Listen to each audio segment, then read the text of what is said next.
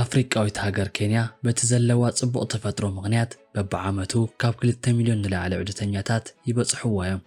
እቶም ናይ ባሕሪ ተፈጥሮታትን ጽቡቓት ዝኾኑ ብሄራዊ ፓርክታትን ናይዚኦም ዑደተኛታት እቲ ቀንዲ ምኽንያት ጉዕዞኦም እዩ። ከምኒ ናይሮቢ ዓይነት ከተማታት ካብ ከተማ ምዃን ዝሓለፈ ኣብ ውሽጣ ከም ብሄራዊ ፓርክ ዓይነት ዝርከብዋ ኣብ ዓለም ብሕታዊት ከተማ ክትከውን ገይርዋ እዩ። ኣብዚ እውን እዚ ናይ ቱሪዝም ዙርያ ኣብ ናይ ኬንያ ኢኮኖሚ 3.5 ቢልዮን ዶላር ብምምዝጋብ ናይታ ሃገር GDP 900 ዝውክል እዩ።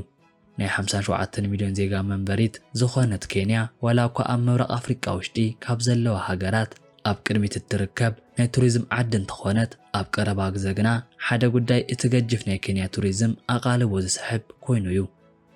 ብዙሓት ናይ ኤውሮጳ ዑደተኛታት ከምኒ ሞምባሳ፣ ናይሮቢን ዲያን ዓይነት ናይ ባሕሪ ደንደስ ከተማታት እተን ቀንዲ መዘናግዒ ገይሮመን እዮም። እሞ ደኣ ካብቲ ናይ ባሕሪ ደንደስ ጽባቐ ብዝሓለፈ ነዚኣተን ኣንስቲ ናብዚአን ቦታ እናጥወልወለ ከምፅአን ዝገብር ካልእ ምስጢራዊ ጉዳይ ኣሎ። ናይ ሴክስ ቱሪዝም ኣብ ኣፍሪቃ ውሽጢ ብዘሎ ልዑል መናእሰይ ናይ ስራሕ ስእነት ዘለወን ሃገራት ከም ዝሙት ዓይነት ስራሕ ነቲ ናይ ወቕቲ ጸገም ንምፍታሕ ከም መማረጢ ስራሕ ኮይኑ ክትሪኦ ብዙሕ ዘገርም ኣይኮነን። ኮይኑ ግና ኬንያ በቶም ቁልጥፋት ኣትሌታታ ስማ ኣብ ሚድያ ትጸዋዕ እምበር ኣብ ውሽጡ እናሰፍሐ ዝርከብ ናይ ሴክስ ቱሪዝም ካብ ሃገራት ኣፍሪቃ ቀዳሚት ሃገር ኮይና እያ። በብዓመቱ ንናይ ኬንያ ኣወዳት ኣለሻ ብኣማኒተ ሽሓት ዝቑጸራ ካብ ኤውሮጳን ካብ ዝተፈላለዩ ሃብታም ሃገራት ዝመጻ ኣዋልድ ኣብ ኬንያ ክእከባ ምርኣይ ልሙድ እዩ። እዚ ጉዳይ ብዝበለጸ መስደመም ክኾን ዝገበሮ ነዚ ኣለሻ ዝመጻ ኣዋልድ ዕድሜን ካብ 40 ክሳብ 70 ዝኾና ምስ ናይ ቀደም ሓዳረን ተፋትሓን ኣሰብኡተን ዝሞተንን ኢሉ እውን ሃብታማት ኮይነን ናይ ንእስነት ዕድሜን ኣብ ናይ ስራሕ ቦታ ዘሕለፋ ኣንስቲ ነቲ ርክብ ዝመርጾ መወዳት ድማ ዕድሜኦም ካብ 18 ክሳብ 30 ዝርከቡ መናእሰይ ምዃኑ እዚ ጉዳይ ብዝበለጸ ዝኸፍአ ክኾን ገይርዎ እዩ። ናይ ኬንያ መናእሰይ እውን እንትኾኑ እዚ ነገር ከም ስራሕ ቆፂሮም ተዳልዮም እዮም ዝጽበዩ። መብዛሕትኡ ግዜ ናይ ታክሲ ኣውቲስታ፣ ናይ ሆቴል ዌይተርን ባሪስታታትን ናይ ባሕሪ ጀልባ መናእሰያትን ኣብዚ ስራሕ ተሳተፍቲ እዮም። ብኸምዚ እውን ብዙሓት መናእሰይ ኣብቲ ሃገር ካብ ዘሎ ናይ ስራሕ ስእነትን ሽግርን ከም መፍትሒ ገይሮም እዮም ዝሓስብዎ። ኣብዚ ሙያ ውሽጢ ተዋፈሩ መናእሰይ ናይ ባሕሪ ደንደስ ኣወዳት ወይ እውን ቢች ቦይስ ክበሃሉ እዮም ዝጽውዑ። ናይ ኬንያ ሴክስ ቱሪዝም ኣብ ሓደ ወቕቲ ዝነበረ ጉዳይ ጥራይ ኣይኮነን። ብናይ ኤውሮጳ ኣቆጻጽራ ኣብ 1970ታትን 80ን ሓደ ኢሉ ዝፈለመ እዚ ቱሪዝም ቀስ በቐስ እናዓበየ ስለ ዝመጸ ኣብዚ ሕጂ ዓቢ ኣታዊ ዘረክብ ኢንዱስትሪ ኮይኑ እዩ ዝርከብ። ኬንያ ኣብ 1963 ናጽነታ ድሕሪ ምርካባ ኣፍሪቃ ውሽጢ ካብ ዝርከቡ ልዑል ናይ ጉዕዞ ተበጻሕቲ እቲ ሓንቲ ክትኮን ክኢላ እያ። ኤውሮጳውያን ዑደተኛታት ብፍላይ እውን ካብ እንግሊዝ፣ ካብ ጀርመንን ካብ ጣልያንን ዝመጹ ቱሪስትታት ከም ሞምባሳ፣ ማሊንድን ዲያን ናይ ባሕሪ ደንደሳት እቲ ቀንዲ ናይቲ ዑደት ማእከል ገይሮመን እዮም። ናይ ኬንያ ኢኮኖሚ ምንካይ ንብዙሓት መናእሰይ ብስራሕ ስእነት ንኽሳቐዩ ገይርዎም እዩ። ኣብዚ ሰዓት እውን ኣብተን ናይ ዑደት ከተማ ዝርከቡ መናእሰይ ከባቢኦም ከርእዩን ናይ ጀልባ ክራይን ዝተፈላለዩ መስተታትን ተዓሸጉ መግብታትን ናብቲ ናይ ባሕሪ ደንደስ ንዝመጹ ቱሪስትታት ከቕርቡ ይጅምሩ። ካብዚኣተን ቱሪስትታት እተን መብዛሕትአን ዕድሜአን ዝደፍአ ዘይተመርዓዋ ዝተፋትሓን ኣሰብኡተን ዝሞተን ኣዋልድ እንትኾና ነዞም መናእሰይ ርብሕ ዝበለ ገንዘብ ብምሃብ ሓቢሮም እውን ክውዕሉን ክሓድሩን ይጅምሩ። ሪኦሞ ብዘይፈልጡ መጠን ገንዘብ ናተዓሸው ዝመጹ እዚኣቶም መናእሰይ ስርሖም እናገደፉ ነዚአን ኣዋልድ ምሕብሓብን ምዝንጋዕን ከም ስራሕ ይሕስዎ። ኣብ 1990ታት መወዳእታ ናይ ሴክስ ቱሪዝም ብፍላይ እውን ኣብ ሞምባሳ ናይ ጎደና ምስጢር ይኸውን። ናይ ኤውሮጳ ኣዋልድ እውን ካብ ዓመት ናብ ዓመት እናተመላለሳ ምስቶም ነበርቲ ናይቲ ቦታ ንውሕ ዝበለ ርክብ ክፈጥራ ምስ ጀመራ ከምኒ ሞምባሳ፣ ማሊንድን ዲያን ዝዓይነተን ናይ ባሕሪ ደንደስ ዘለወን ከተማታት እዘን ኣዋልድ መንፈሰን ዘሕድሳሉ ቦታ ይኸውን። ዲያን ቢች ናይ ሃብታማት ቱሪስት፣ ማሊንድ ናይ ጣልያን ቱሪስትታት፣ ሞምባሳ ድማ ካብ ዩሮፕ ዝመጻ ዑደተኛታት ዝርከባሉ ናይ ሴክስ ቱሪዝም ማእከል ይኸውን።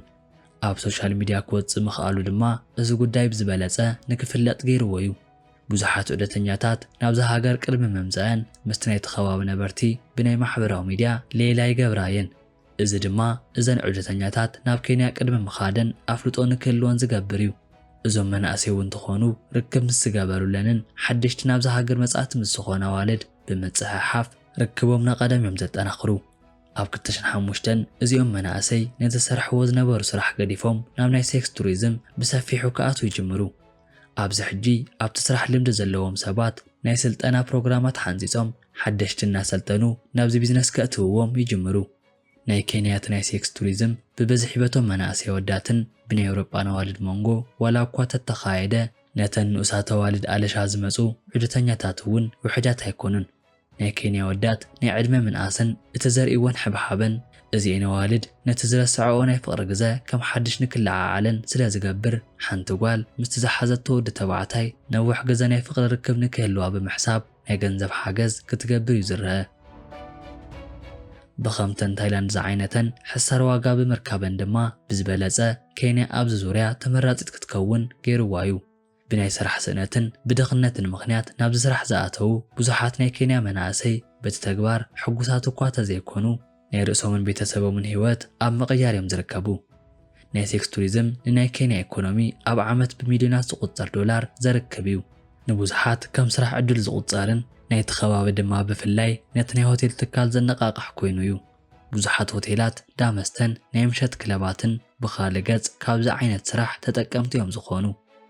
ኬንያ ካብቲ ናይ ቱሪዝም ተእትዎ ኣታዊ እቲ መብዛሕትኡ ዝሽፍን ካብቲ ናይ ባሕሪ ደንደስ ዝመፁ ዑደተኛታት እንትኾን ናይ ሴክስ ቱሪዝም ካብ 10 ክሳብ 20 ሚእታዊ ከም ዝሽፍን ይግለጽ እዩ። ካብቲ ጉዳይ ስፍሓትን ሕልኽላኽን መንፅር ነዚ ስራሕ ጠጠው ምባል ኣዝዩ ዘጸግም እኳ እንተኾነ ናይ ኬንያ መንግስቲ ነዚ ዙርያ ንምቁፅጻር ምስቲ ተግባር ይራኸቡ እዮም ንዝብሎም ዳመስተን እንዳቡን ገዛን ሃንደበታዊ ተፍትሽ ካብ ምግባር ክሳብ ምቕፃዕን ካብዛ ሓሊፉ እውን ፖሊስ ምስቶም ትሕቲ ዕድመ ንዝግበር ስራሕቲ ዙርያ ዝረኸቦም ናይ ኤውሮጳ ቱሪስትታት ናብ ትሕቲ ቀይዲ ክሳብ ምእታዊ ዝበፅሑ ተፈላለዩ ሕግታትን ደንብታትን ኣውፅዮም እዮም። ብላዕ ነዚ ሕጊ ንምፍጻም ከይዲ ድኹም ስለ ዝገበረው ናይቲ ከባቢ ነበርቲ ኣብዚ ኢንዳስትሪ ጽግዕተኛ ምዃኖም ነዚ ተግባር ጠጠው ንምባል መጸገሚ ገይርዎ እዩ። ይኹን እምበር መንግስቲ ምስ ናይ ኤንጂኦ ይኹን ካልኦት ዓለም ለኸ ትካላት ብምጽማድ ኣብ ስነ ምግባር ተሃንፀ ቱሪዝም ብምሕያል ሰፋሕቲ ናይ ፍልጠት መጨበጢ ፕሮግራማትን ኣብቲ ዙርያ ስራሕ ዝርከቡ መናእሰይ እናምሃረ እዩ ዝርከብ። ኮይኑ ግና ሕጂ እውን ንኬንያ ካብ ዝመጽኡ ዓለም ለኸ ቱሪስትታት ነቲ 20 ሚእታዊ ዝሽፍኑ ብፍላይ እውን ካብ ኤውሮጳ ሃገራት ዝመጻ ኣዋልድ ነዚ ተግባር ንክብእስ ገይረንኦ እየን።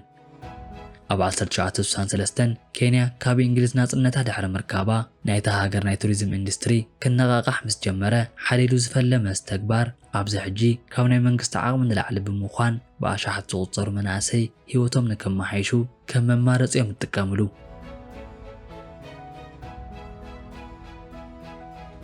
ናይ ሎማዓንቲ መደበይ ነዚ ዝመስል ነይሩ።